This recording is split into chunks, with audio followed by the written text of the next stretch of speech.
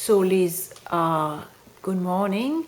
You worked in palliative care unit, you told me, and could you explain what is palliative care?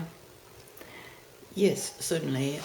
I need to explain to you that after a long career in various aspects of nursing, I worked in palliative care as a volunteer. So I wasn't directly involved with the nursing care, but the volunteers play a very strong role in palliative care because there are lots and lots of small things that need to be done, and also time needs to be spent with people, which the nurses always don't have time to give.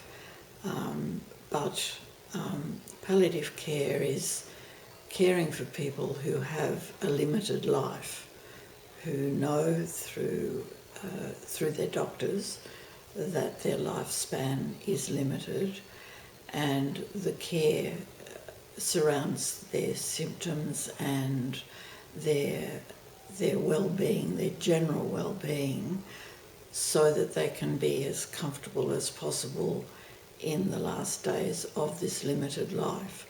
Sometimes people come into palliative care and go home again after medications are adjusted or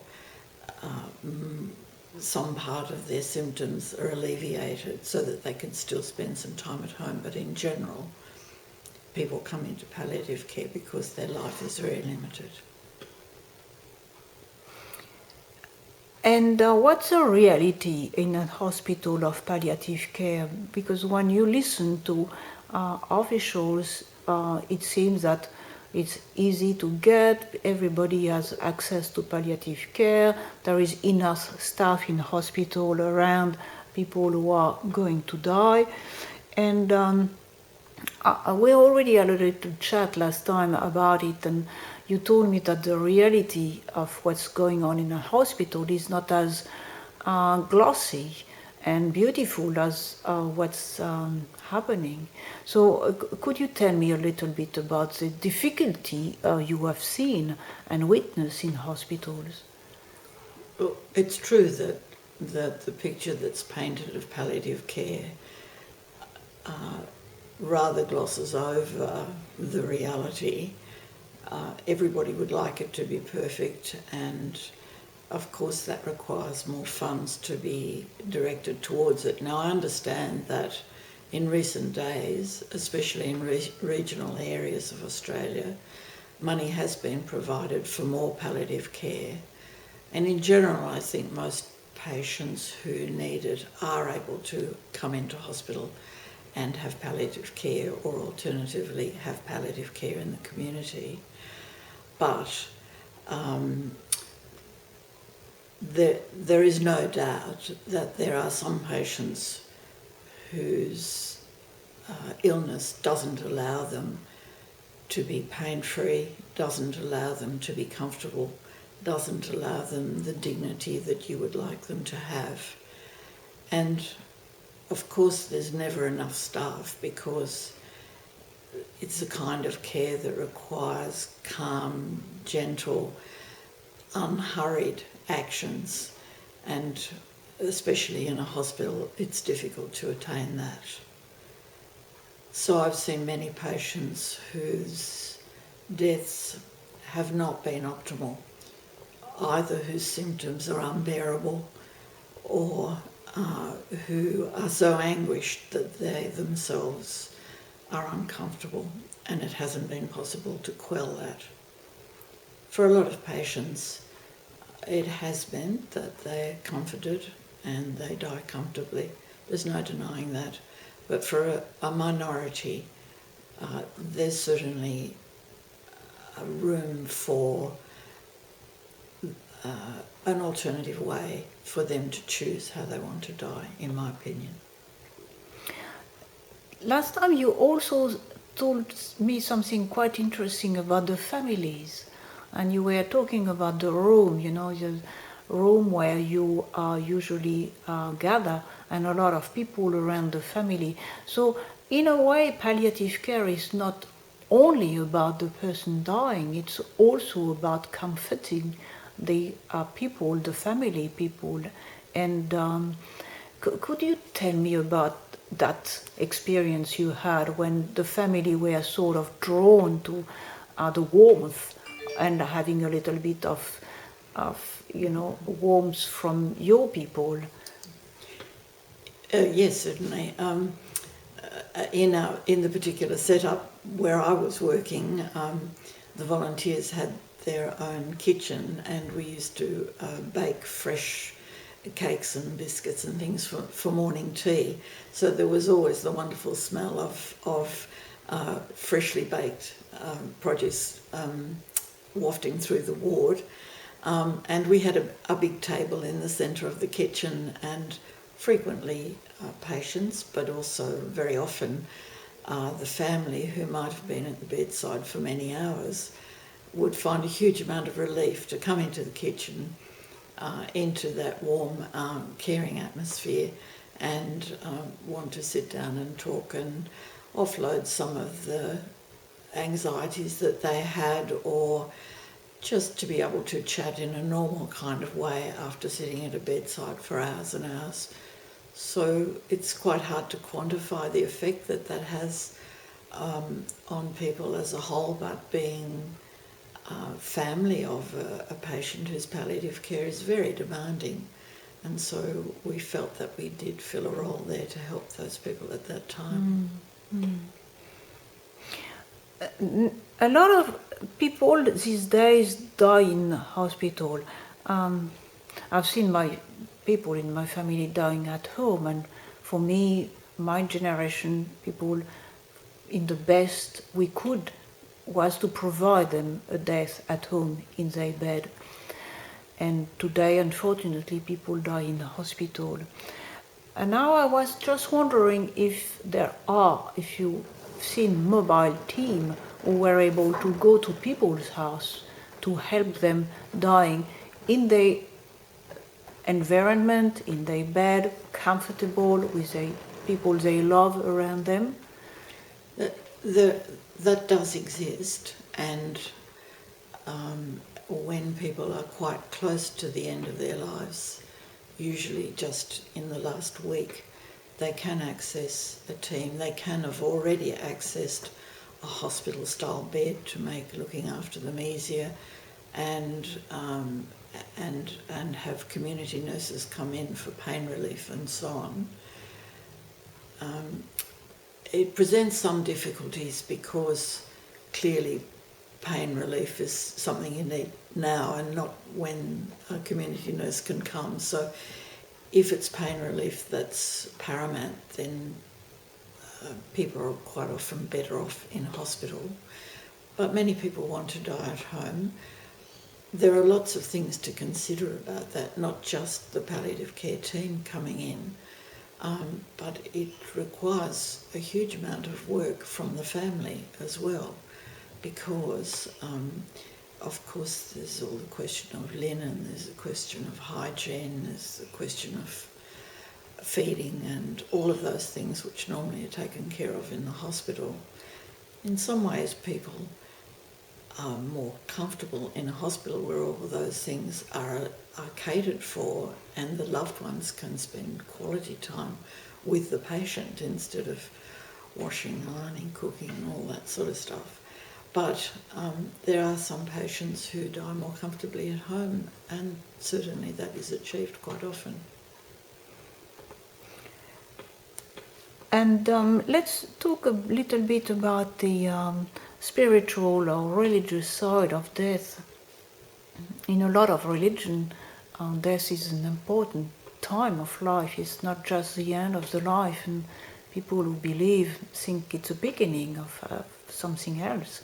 And in Judaism, Buddhism, Christian and Muslim, death is extremely important.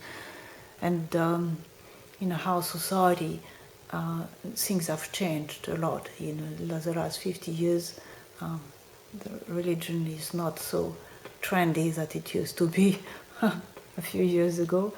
And I would like to know if the hospital staff respect the religious side, and if people ask for a priest or for prayers, and in my experience, that is fully encompassed. Every religion is respected. People are treated totally equally, regardless of their religion, and there's absolutely open entree to priests or rabbis or whoever would be the person to give comfort to the patient, and they can come at any time of the day or night. So I've never seen that as any kind of restriction to what people want. There are people who put signs on their doors to say they don't want any of that, and that's their right as well, of course. But a lot of people do find comfort in their religion towards the end of their lives. A lot of people want to have a period where they can confess, if that's part of their religion. But it's not in any way restricted, and it's certainly respected, and also the kind of routines that are required for certain religions after death is fully respected as well. No, I think that's done rather well. Yes, it's fantastic to hear that.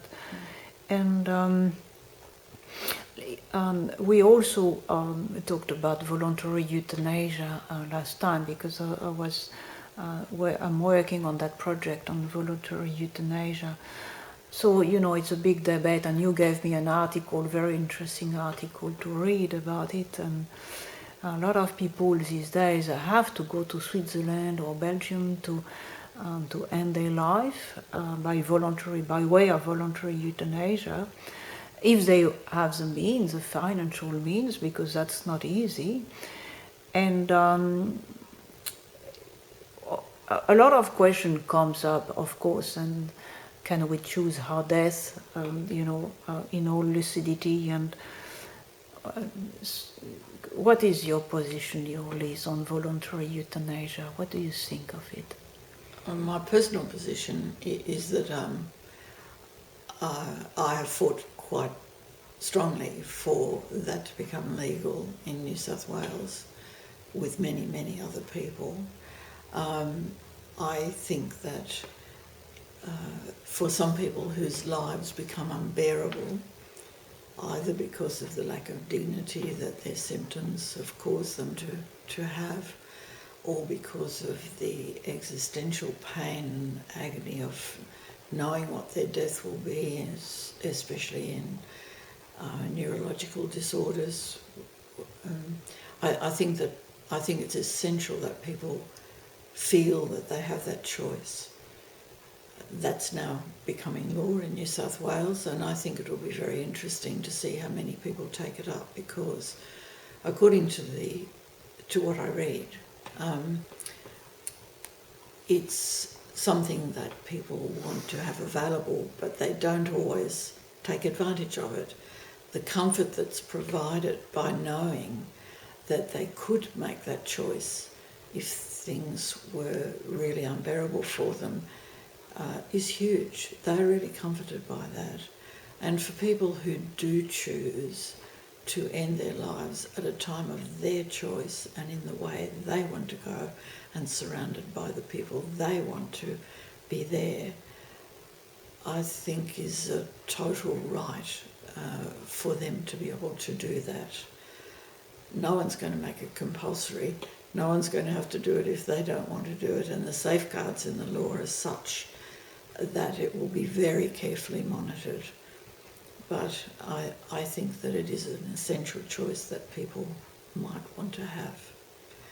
And it's a very gentle death, and from as I understand it, the families are comforted to know that the patient is not suffering anymore, and that that's the choice that they made themselves.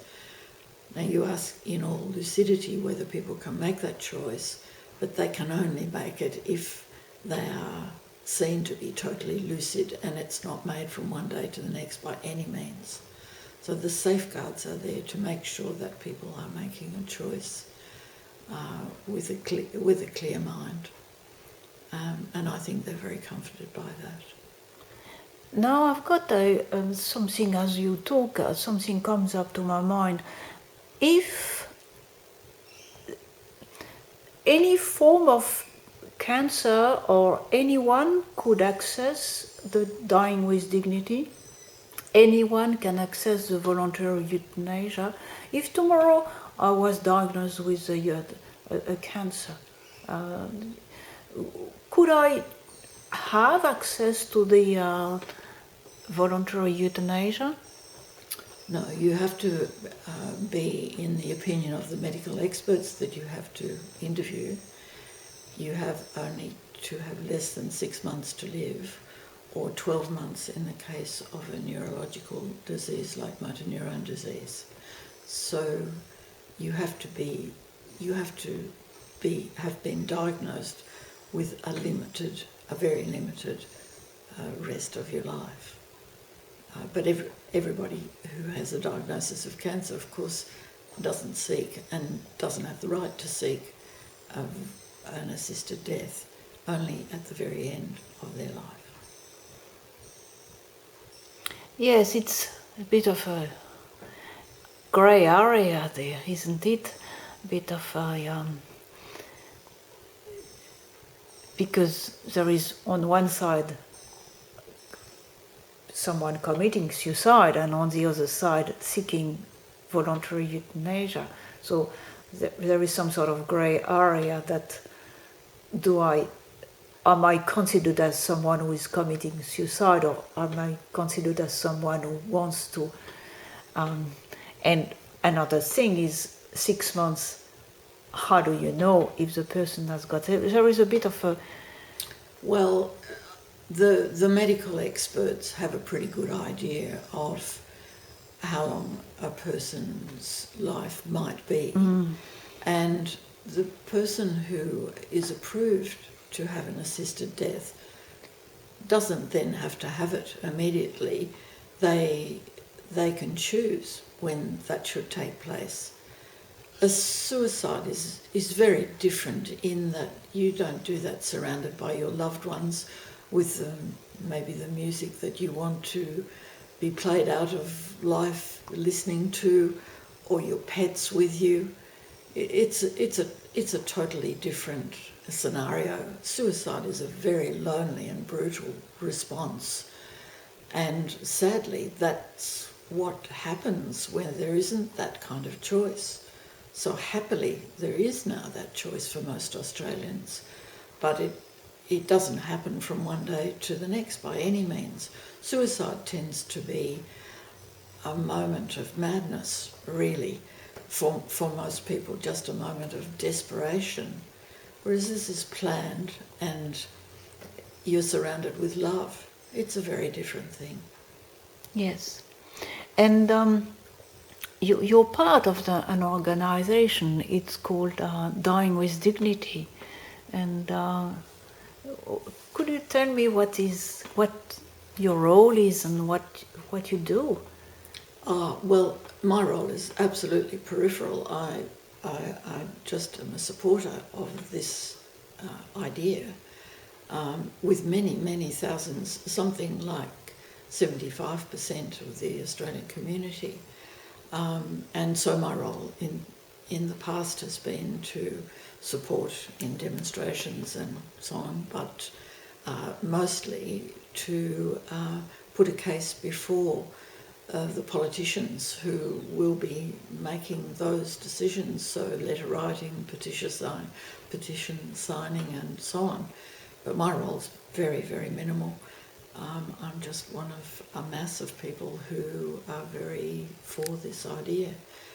And now I think the Parliament has listened, and while there are many people who don't agree with it, no one's forcing them to agree with it.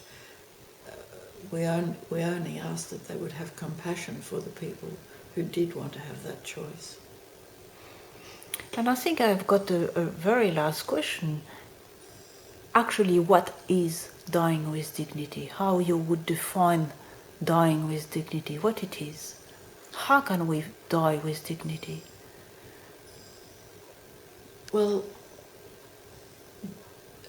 dying in a manner that you choose has its own dignity. Dying surrounded by the people who love you and who are all in agreement with your choice and in a comfortable state with regard to your physical symptoms, and perhaps your pet dog on the bed with you, I think that's dying with dignity. I think that being drugged to the eyeballs with tranquilizers that may quell your pain in increasing doses is not very dignified, and you can't communicate with your loved ones. Having the choice of choosing the time and the medication and the way you will go is much more dignified. Well, thank you so much, Liz. That's very inspiring. Thank you. Happy to help. Oscar?